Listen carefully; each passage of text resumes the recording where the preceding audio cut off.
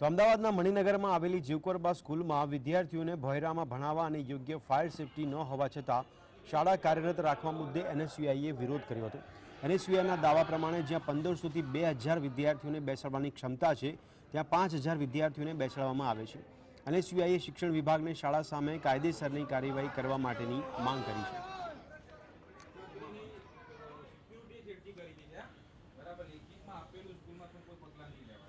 તમે જોઈ શકો છો કે બીયુ પરમિશન બી નથી। ત્યાં બાજુમાં એક પીબીડી સ્કૂલ ચાલુ તેની બીયુ પરમિશન નથી, પણ એ ચાલી રહી છે।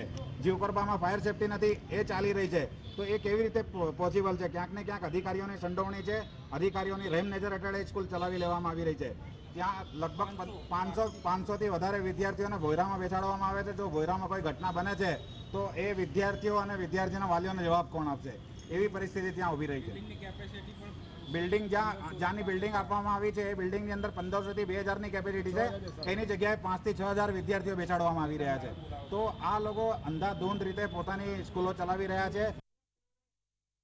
સ્કૂલમાં ભોયરામાં પાર્કિંગ એલોટ કરેલું હોવા છતાં ત્યાં